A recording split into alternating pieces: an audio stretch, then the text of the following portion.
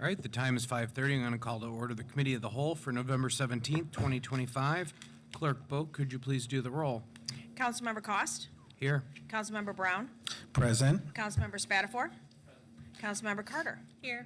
Councilmember Pelivanoglu? Present. Councilmember Garza? Councilmember Hussein? Here. Councilmember Jackson? 7 members present. Thank you. We're on to the minutes. Vice President Carter. I make a motion to approve the November 10th minutes as presented. Proper motion in place. Any further discussion? Seeing none, all those in favor say aye. Aye. Aye. Opposed? Passes unanimously. Next, we're on to public comments on agenda items. If someone is here from the public and wishes to speak, now is your 3 minutes at the podium. And can you please state your name for the record? No takers. We're going to move right on then. First up, we have a presentation, General Fund Status Report for fiscal year 25-26 first quarter. Jake is with us to present. In Jackson, sorry. And just make sure your green light is on, and then the floor is yours. Thank you very much for inviting us today. My name is Jake Brower. I'm Chief Strategy Officer for the City of Lansing, and with me is Jackson Mills of the Finance Department. Overall, you should have the General Fund Status Report in front of you. I apologize for brag and other words about the formatting, which we sent through a little bit of fancy details there, so it looks a little nicer than previous reports. And if you like that, we can continue doing that. Can you pull it just a little bit closer? Yeah. Thank you, Jake. Or we can go back to the old way. Overall, just looking at what is the summary of our general fund, we adopted a general fund budget of about $173.3 million for the fiscal year. Council amendments utilized some $67,000 from available reserves and later authorized carry forwards of unspent basic human needs funding for an amended budget of $173.9 million. The general fund was projected to end FY25 with an unassigned fund balance of $22.5 million. Unspent basic needs funding will be reserved in committed fund balance pursuant to Council's adopted budget policies to ensure that we present our fund balance in a stable and consistent manner. Overall, we continue to monitor expenditures and seek efficiencies and savings to continue to provide vital services at the best value we can for the city. And we have information presented in several formats that you can keep a watchful eye over the monitoring of those expenditures. As we take a look at where we are year to date as far as our revenue summary, property tax billings have gone out to residents, and so the first part of the year reflects those billings being captured. That shows that the city is on track with projections with a preliminary estimate included for LBRA and TIFA tax captures, which have not officially posted in the ledger directly. Income tax collections were $8.1 million after preliminary accruals for last year for the first quarter. These receipts are currently benefiting from conservative estimates drawing from the previous year, but the city is carefully monitoring potential economic risks, particularly at the time of writing this report, watching about state and federal funding impacts. Licenses and permits have nothing exciting to report at a comparable amount to previous years. State grants are where the largest updates come. We budgeted approximately $26.1 million in revenue. Activity for year to date is fairly minimal, which is comparable to previous years. However, we do have some updates as far as what the state's budget will impact. So notably, changes was adopted with the state's FY26 budget to constitutional revenue, take the sales tax related to gasoline sales and direct it entirely towards our roads funds.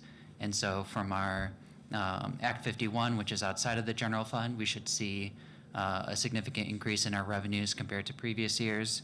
But for our general fund, the inverse of that is that we'll see a permanent reduction in our constitutional revenue sharing.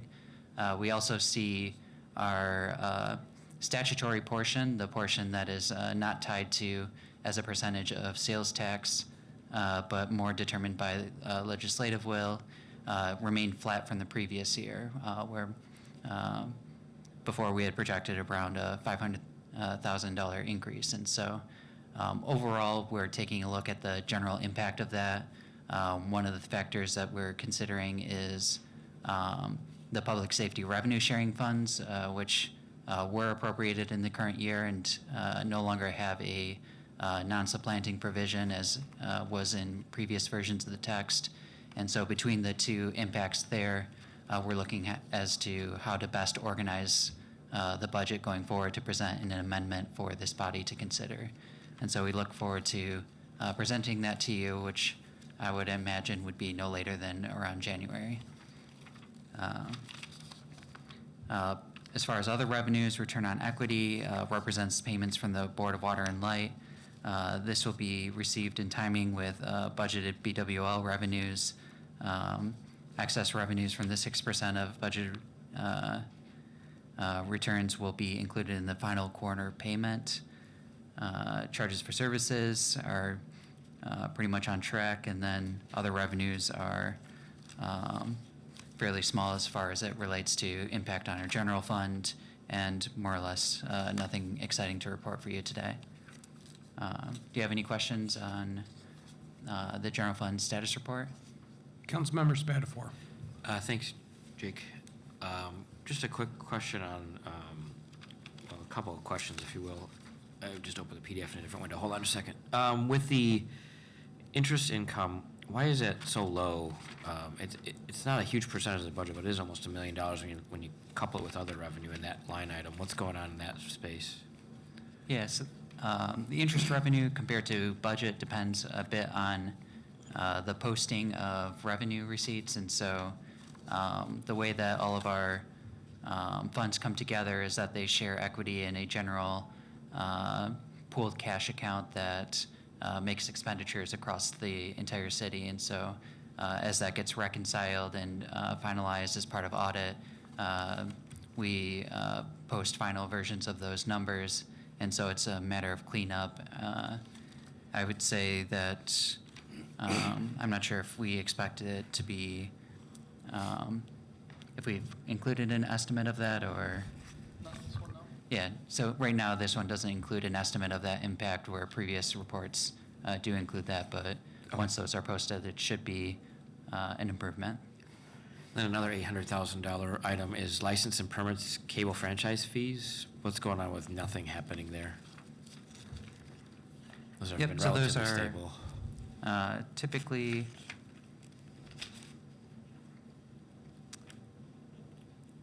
I believe those are mostly a quarterly payment. Okay, same with BWL. Yeah, BWL's quarterly. Yeah, so I think that one will see payments in the next quarter. Okay. Yeah.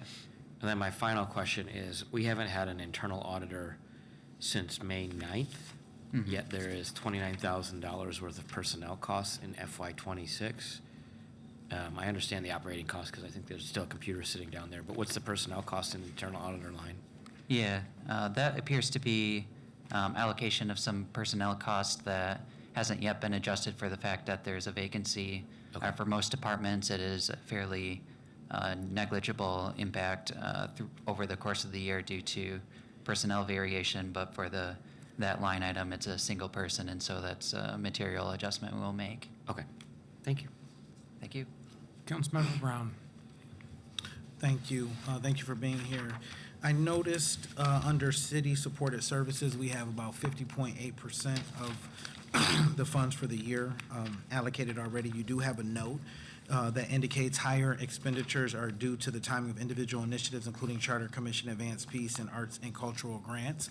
But could you further elaborate on Yes. what those programs and services are? Thank you so much. Yeah, and so the nature of these contracts is that they're the timing of their expenditure relates to the structure. And so for our arts and culture grants, we write a check out for the entire amount to our organization, I'm blanking on their names and apologize for that. And other contracts come out on a 50-50 basis where we might pay half up front and half at the end, and then others are completely reimbursement based. And so as those contracts are finalized, they each have individual terms and conditions which are written into just how they're structured. I understand that. What I'm asking more specifically is what have they been spent on? So you're saying because the way that they're structured, which is articulated here, but for example, with Advanced Peace, have, half of the contract been paid, so they're paid for the rest of the year or half the year? The Charter Commission, where are we at with that? Yeah, I think we could certainly get you an update onto the specifics of that. I would have to be taking a look at the line items, but yeah, we can certainly tell you how much of which contract is. I'm not sure if that's in the HRCS quarterly report as well, but as far as city-supported agencies, but if not, we can get you that information. As far as Advanced Peace, that's the Peacekeepers Force, the $300,000 general fund contract that relates to that. Arts and culture grants go towards a significant number of artistic projects throughout the city of Lansing that helps improve the general atmosphere and shows the council's support of the arts throughout the city of Lansing.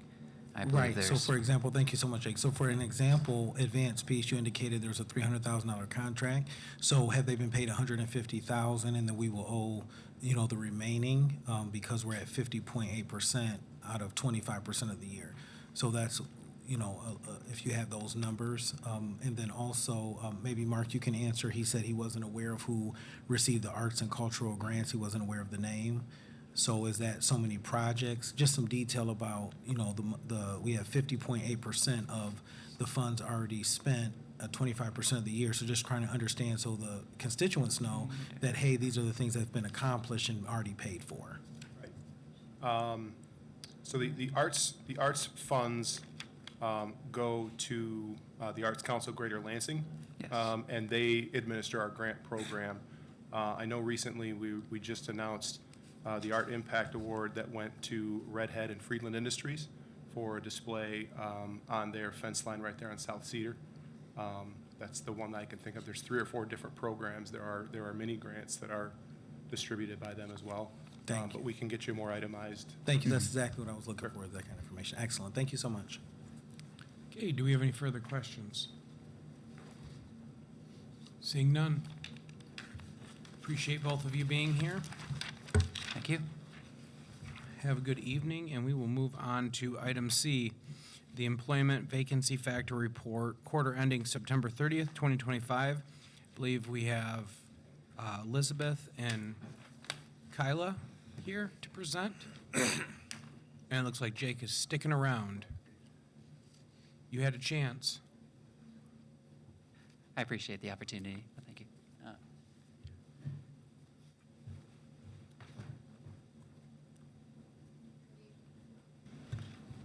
Good evening, President Cost and council members. Thank you for having us. My name is Elizabeth O'Leary. I have here my Deputy Director of HR, Kyla Moore, and I also have sitting in the gallery Regina Wilson, who is our lead hiring manager, and Keisha McKitty, who is a hiring specialist. So I thank them for being here and look forward to the hard work that they've been doing to fill these positions. So the last time we were here, we gave a high-level overview of the steps of the hiring process and emphasized that it's not a one-size-fits-all solution when it comes to hiring city employees. There are many factors that contribute to the numbers included in this report. The current landscape of hiring has provided opportunity for creativity, and out of the creativity has grown some success stories. These success stories would not have been possible without our team here today and the commitment they have to their profession. Many sacrifices have been made by this team during nights, weekends, sometimes holidays, and even vacations to bring new talent into the city employment. They're out in the community at as many events as they can be at, making connections with residents and providing guidance on our employment opportunities.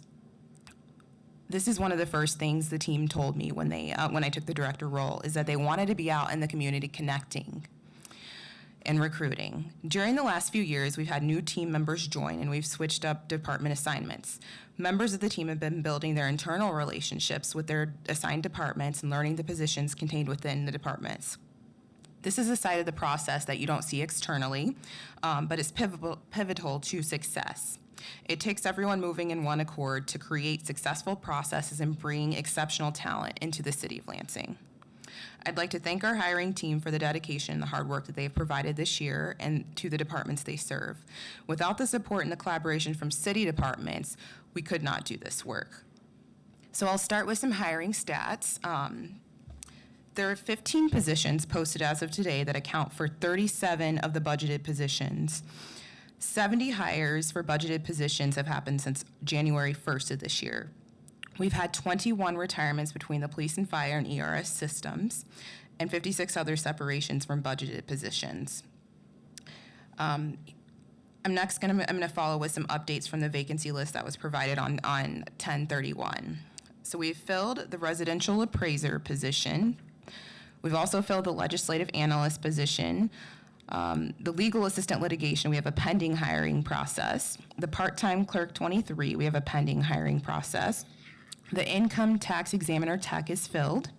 The income tax auditor has a pending hiring process. The electrical inspector is a continuous posting, and also we have an ongoing pending hiring process.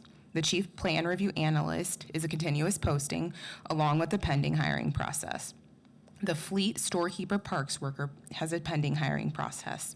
The mechanic and mechanic trainee positions is a continuous posting with a pending hiring process. The ground supervisor has a pending hiring process. The maintenance worker 400/trainee, we have filled 5 of the vacancies. The equipment operator is being reposted. The field technician has a pending hiring process. The instrumentation technician has a pending hiring process. The wastewater maintenance worker 400 is a continuous posting and a pending hiring process. The wastewater storekeeper parts worker has a pending hiring process. And the wastewater maintenance worker 600 is a continuous posting and has a pending hiring process. Some other highlights from the division include the fact that our team went to the Parnell Vocational Village in December of 2025. This has resulted in interest in applications from returning citizens. We also hosted a seasonal job fair in March of this year and had a full roster of seasonal employees by April 7th, which is a huge accomplishment because in recent years, we struggled to fill our seasonal positions. The arborist position was filled, and we were able to close the continuous posting after a number of years. We also closed the skilled trades worker continuous posting by filling 6 vacancies. We have been able to convert 6 seasonal employees to full-time hires as of November 1st of this year. We were the Capital Area Michigan Works Employer of the Day earlier this month, along with collaboration with the Public Service Department. We created a maintenance worker trainee 300 position. This was a collaboration between the UAW and the city to provide opportunities to individuals who either don't have a CDL and are willing to obtain one with the help of the city, or those who are currently working on their CDLs. Once a CDL is obtained, the employee moves up to our maintenance worker 400 position, which has historically been a hard-to-fill position. For the mechanic trainee position, we brought on 2 individuals, and the city will be working with those individuals to obtain the mechanic certification. We're seeing a promising future for those, so we intend to fill more of these mechanic trainee positions in the near future. For this body, we assisted in filling the legislative analyst position that was added in the most recent budget, and we also filled the violence prevention coordinator position. As of last week, there are no vacancies in the assessor's office. These are hard to fill positions due to the specific certifications, and the trainee program has assisted with growing our own talent from within. In HR, we welcomed our training and disputes resolution administrator and our health and wellness technician. In Parks and Recreation, we assisted with bringing on 72 TEAs this past year. A number of these individuals assisted with summer camps. We've brought on 2 new assistant city attorneys, and also a new treasurer, an income tax administrator, and an income tax examiner were onboarded within the last month. We've collaborated with the treasurer and restructured to create a career path with the Revenue Tech 1 and Revenue Tech 2 positions. With the fire department, we're currently in the middle of a hiring process right now. We are slated to hire 9 individuals, various levels of experience, and we're front-loading due to upcoming retirements because 2027 has 8 anticipated retirements. This is in an effort to project and plan so that staffing in the future is less of a concern. With the police department, we have 25 vacancies. Of the 25 vacancies, we have 10 recruits scheduled to graduate on December 10th of this year. These will count towards the vacancy factor. We have a current process open right now in the vetting stage, and a maximum of 11 will attend the January academy. We have 3 projected retirements for 2026, 8 projected retirements for 2027. The recruiting team, along with Keisha McKitty in my office, has done a wonderful job in the recent months of recruiting directly from universities and colleges, and a number of these graduates have not committed to specific departments, and they will graduate with the certifications. So the LPD team is going directly to the colleges to tell them all the wonderful things and the benefit levels and all the perks of joining LPD. The city's also found that bringing on cadets has led to individuals wanting to continue their careers in law enforcement. This has opened another pathway for police officer employment, so we've sent out 10 conditional offers from our recent cadet process. And we're front-loading these positions with the hope that individuals will continue their careers with LPD, and hopefully the August Academy. Some of them will be eligible. So these are some of the updates that we wanted to provide in this quarterly report. And thank you for listening. Does anyone have any questions? Do we have questions? Councilmember Brown. Thank you. Thank you so much for being here in that thorough and in-depth presentation. I really appreciate it. I noticed that you guys are working very hard, and I believe you said around 70 people have been hired since your last presentation, and around, I think you said 50-something budgeted positions people have moved on from? Yes, 56. 56. So I know that you've said in the past you guys do kind of exit interviews on some of the positions. Just curious to hear, has it been mostly retirements or people moving away? And of course we know that you guys are responsible for hiring and, departments and things like that, are responsible for leading and managing. So just was curious to hear kind of where the temperature is as why people leaving the city. So we've had 21 retirements between police and fire and ERS, and people leave for a number of reasons. And we do exit interviews when we can, and it's a voluntary thing, so we can't capture everyone. If they're not willing to speak with us, then we're not going to be able to capture that information. But there's a variety of reasons. And also we maintain confidentiality on that. But we do share results with departments when it comes to things that we think we need to identify to make improvements on, and we're committed to making those improvements. Oh, excellent. So pretty much almost half is retirement, kind of, those kind of things. Not quite. The 21 retirements are separate from the 56. Oh, okay. Okay. So out of the 56, is people moving away, or is there any kind of census you received, or? I mean, people leave for various reasons. There's voluntary, there's involuntary, but we do keep track of the information that we are able to gather. Okay, so just kind of general, regular, normal, nothing out of 50% is this, we're hearing the same thing, just kind of all over the place. I haven't identified a specific complaint, and these are throughout all the departments. Okay. And so if there is a concern that we have with respect to somebody leaving, then we definitely, we take a moment to address that with the department if necessary. Excellent, thank you. Okay, do we have any other questions? Councilmember Jackson, followed by Councilmember. Thank you. I would like to talk about the police vacancies. You said 25 vacancies. Yes. First, it sounds like congratulations is in order for having 10 people in the academy. That seems like a big number from most years. Is that right? I don't have the stats from previous years, but we're very excited about the 10 that are going to graduate on the 12th of December. Does that mean they'll join LPD for sure or something else? That means they're joining LPD. So I think they are scheduled to, I don't know the date that they're going to be sworn into the pension program, but that's when they will officially be police officers. 2026? It may be this year, Okay. late December. I can get those exact dates on when we have that scheduled. Okay, that's great. Because as you know, we all want officers on the street, more of them it sounds like, but then that still leaves the 15 vacancies remaining. And it seems like almost a congratulations in order because only 3 people are retiring next year. That's it? 3 people are eligible for retirement. I can't predict if people will leave early or by time, but that's what we have as far as reaching those 25 years.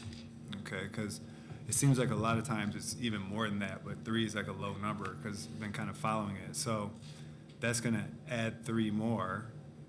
I guess my point is that we all, through our political power and our, desire to fight crime, we all keep on adding more of these. And next year, you heard it from the mayor's office, from our dais, proudly saying that we're going to add, I think it was 4 more, I'm not exactly sure, 6, does someone remember that number? More police positions. So it's going to go from 15 plus 3 plus 6, and then that's going to be our response. So I do appreciate the want to have these police officers on the street and the need to, but it's not doing it. And we keep on congratulating ourselves and saying it to people like, we put 4 more officers on the street. Look at our budget. It says 4 more officers. But those 4 are going back into this pile that has been around this long ever since I've been here, 8 years. And I get that it funds some of the overtime that's necessary. That makes sense. But since this is probably my last time speaking about it, every time we're adding more officers, unless it's actually within the gap of what can be done that year, because then it's 8, it's going to be 8 after that. And who even says that they're not going to buy time and it's going to be more than 3 this year? My point is that we should think about other ways, like paying them more money. I know that we do have a competitive package, and it makes sense, and a lot of people do want to come in Lansing. And I know that we are stretched out, and it takes a longer time than normal, where some of these other jurisdictions might pick them up. But if we could do anything, instead of adding every year more vacancies, if we could maybe put that money towards a way to pay them more, and it will just possibly retain and accelerate this process where we might actually have to add 4 more vacancies because we are getting within 4, is my point. So you said it was 25, 10 are accounted for, and then there's 15 more. We're projecting to add more, we're projecting retirements, and then it will probably not stop until there's a different message. Thank you. I'd like to jump in on, so we have a current hiring process that's separate from the ones that are graduating on the 12th, where we have 11 people in vetting right now who would start the January Academy. Right after they start the January Academy, we're going to post, I think around January 12th, to start another process. With respect to the time frame that it takes to hire police officers, our goal is to be thorough and get the brightest and the best, because this is a high-risk position. We want to have the best people representing the city of Lansing when it comes to interactions with citizens and residents, and that's something we're not willing to compromise on. And so if it takes a little bit longer than neighboring jurisdictions, that's something I'm willing to do because we're thorough.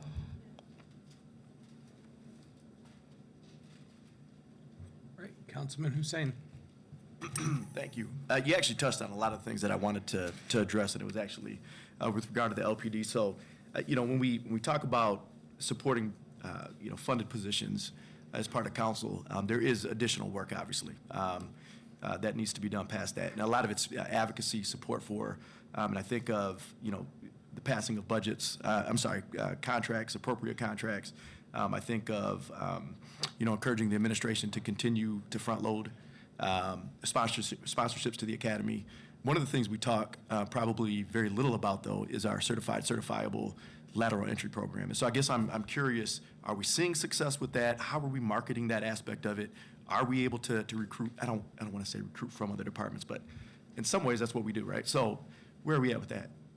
Yes, so we've had some success with our lateral program, and like Councilmember Hussein has said, that's where individuals from other agencies can come, and we pay them based upon the experience that they have, and we can get you the exact numbers of how many laterals we brought in, but Keisha is the one who guides this process for my team, and she's checking that queue every single day, and as soon as we get an application and they meet our qualifications, she has access to the chief's schedule. She gets that interview on quickly. It is an expedited process, and that's something that we're very proud of, is to get these interviews done quickly, and we've seen some success in that, and we would encourage anybody out there, if you're watching and you're at a neighboring jurisdiction, feel free to check out our benefits, check out our lateral scale.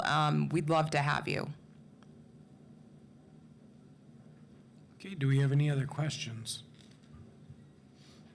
Okay, seeing none, I want to thank you all for being here, Thank you so much. and have a good evening. All right, we are going to move on to discussion action, item D, resolution supporting food rescue organizations. The resolution is in front of you. Is there any conversation on this resolution? Seeing none, I'd entertain a motion, Vice President Carter. I'll make a motion for the resolution supporting food rescue organizations. Okay, proper motion in place. Any further discussion? Seeing none, all those in favor say aye. Aye. Opposed? Passes unanimously. All right, next we are on to item E. It's a resolution to set a public hearing for amending Chapter 812 to Principal Shopping District, amending the boundaries. If you're not familiar with this, this is Old Town Commercial Association is looking to increase their boundaries for the shopping district, and we're looking to set a public hearing December 8th for this item. So is there any discussion on this? Councilmember Spatafor. Sure, I appreciate the body considering this and bringing this up, President Cost. I did have meetings as well as I know you did. And some of the discussion centered around, they're already servicing a lot of this territory to begin with, so they're expanding the zones to include the service territory that they're already placing trash cans, doing lawn maintenance, doing things like that. So it's a really good, they've done a lot of outreach with the affected businesses and worked closely with City Attorney, yourself, I know, and others to get the boundaries right and talk about the folks that would be impacted by this. So I'm glad it's moving forward. Yeah, and they did. I know that they've met with you and they met with me and others. They've worked incredibly hard on this, and they've been operating, I believe, for several years with not much funding, and been doing those extra things. Trash cans down Chavez, which is not currently in that PSD zone. So, if there's no further discussion, we could. Oh, okay. Then I would entertain a motion. Yes, I will make a motion for the resolution to set a public hearing on December 8th, amending Chapter 812, Principal Shopping District, amending boundaries. Okay, proper motion in place. Any further discussion? Seeing none, all those in favor say aye. Aye. Opposed? Passes unanimously. All right, next we are on to something smells delicious. Item F.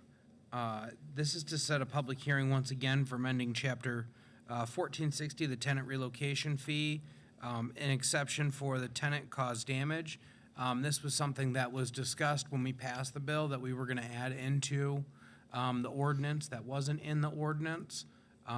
It's pretty straightforward and says if the tenant maliciously does something that causes the unsafe condition within that house or rental unit, that they would, the owner would not be responsible. Greg, do I have that pretty much covered well? Yes, I will add only two things. Malice of the tenant is not specifically required. That's a legal term. That's a real bad intention. But if the property owner can demonstrate that the tenant is the cause of whatever led to the red tag, then they have to prove that. They have to provide like actual documents and proof to, and this is the part that I want to include. They provide that to the Office of Code Compliance, and then that gets reviewed by someone in my office. So it's not just a situation where someone sitting at a desk somewhere gets to decide, you get an exemption, you don't get an exemption. There's 2 layers of review. And then the determination that's made, and this is also important, is because at this point, the city will have already paid for the relocation. And the decision would be that the city is not going to try to get reimbursed for that by the landlord. Yes. So- So people would still have somewhere to go. And I think the concern of making sure that it was a fair process was very well covered by the committee. So I appreciate everybody in the committee that worked on this as well. So if there's no further discussion, Vice President Carter. Oh, I'm sorry. Just one second. Councilman Jackson. Just quickly to clarify, because I know you didn't mean to, but you said, you used the word maliciously, but that's not in here. And I just want to clarify that, like, for example, failing to inform, for example, of a leak, would that cause damage that required the repairs? Would that, for example, be help causing it? Especially the lease will say, inform of all leaks.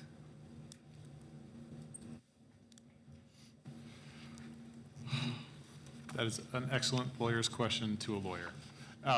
So it's going to, I'll be honest, the way that the language in the ordinance is phrased is it's cause. So we're talking about proximate cause at this point. What's the actual cause of the leak? At what point should the tenant have intervened? Usually the kinds of things that I guess we're hearing back from landlords is that, and I mean, I have seen these in cases that we reviewed, not so much in this sort of a dispute, but something happens and there's a fire because somebody is smoking where they're not supposed to be smoking, or they leave a candle lit where they're not supposed to have a candle lit. That would be the kind of thing that would absolutely be a tenant-caused situation, as opposed to, I mean, leaks are really hard to figure out who knew what when, but I mean that would be part of the inquiry, is for the landlord would have to demonstrate to the city, hey, I didn't know about this leak. The tenant did know about this leak, did not tell me about this leak. I found out about the leak after there was a pipe that burst and the place flooded and now they can't be there. Or, the pipe burst because the tenant was doing something and left a hose on and it froze and it burst inside the house, et cetera. So it's going to be very fact specific. But yeah, it's just general cause as opposed to, I mean, we could do a lot of hypotheticals here. Councilman Spatafor. Yeah, thank you. I absolutely think this is necessary. I just want to draw your attention, though, to line 2 on page 3 of the resolution itself, or the ordinance itself, excuse me. And I have a question about the timing. So it's 10 days after the premises is vacated, but the relocation fee isn't calculated until the total is figured out. So at the end of the relocation, someone goes back or the 30 days, whatever's the longest, or the longer one, I think, or shorter one rather. So it seems the timeline might be a little out of whack. So if they have to appeal the assessment before the assessment's figured out, it's 10 days after the tenant is relocated. I understand that. Yep. But in some cases, they may be out of the premises for longer than 10 days. Is there a notification period that says, hey, you got to appeal this fee while we've determined what the fee actually is? That's what I'm hitting on, is it seems like it should be 10 days after the tenant relocation fee is calculated, they can appeal it, versus 10 days after it's triggered. Sure. I'll tell you the thought process that went into saying within 10 days. And it is, the way I understand it from the council members who sort of raised this question initially, the landlords who raised this concern had indicated, and I think this is more often going to be the case, that if it's a tenant-caused damage, the landlord's going to know right away, and they're going to have every interest to tell us right away. And we probably want to know right away, rather than waiting as long as possible. And so when we were drafting this, and within my office, we talked about different timeframes, and we figured 10 days. We figured, if anything, most landlords are going to beat that 10 days. They're going to show up 2 days later and say, no. This was caused by the tenant. And, what we do in terms of before and after that calculation is made, and whether or not the city continues to pay for that relocation, that's a sort of a policy discussion. But the idea is the landlord wants to get that evidence out of their hands as quickly as possible, so that the city is not going to make the determination to come back. So we don't want to wait until we have the final number and then send them the bill, and then they say, but not me. We want them to tell us as soon as possible. Okay, just might be considering then, I think we're doing it in this committee, is in section A, or section 1A, add a sub 5 that might indicate that information needs to be shared with the person responsible for the property. 1A sub 5. After, You mean within the some sort of notification in the list of things that apply to the fee responsibility. I think that might be the spot. This might be the wrong place to have this conversation, but I'll flag it now, and then we can circle back on it. okay. Feels like there should be an area where the property owner is notified that the fee is subject to challenge if there are extenuating circumstances. Okay. Does that make sense? It does make sense. I guess, to the extent that everybody's on notice that this is a thing that the ordinance as currently drafted exists, it's in the ordinance, and then it's also in the registry process. I think it probably makes sense to have that be information on a flyer or a bulletin or something when somebody is coming through the process to register a rental, only because I would be concerned that adding that as information that we need to get, the place where it says we need to get that information is the exemption language in here. I hear what you're saying, though. Yeah, I can't. I think we can talk about this later. Yes. I will stop trying to draft from the dais. Thank you, though. Okay, do we have any further comments? Seeing none, Vice President Carter. All right, I will make a motion to set the public hearing on December 8th for amending Chapter 1460 tenant relocation fee, exception for tenant caused damage. Okay, proper motion in place. Any further discussion? Seeing none, all those in favor say aye. Aye. Opposed? Passes unanimously. With no more business before this body, we're adjourned at 6:13.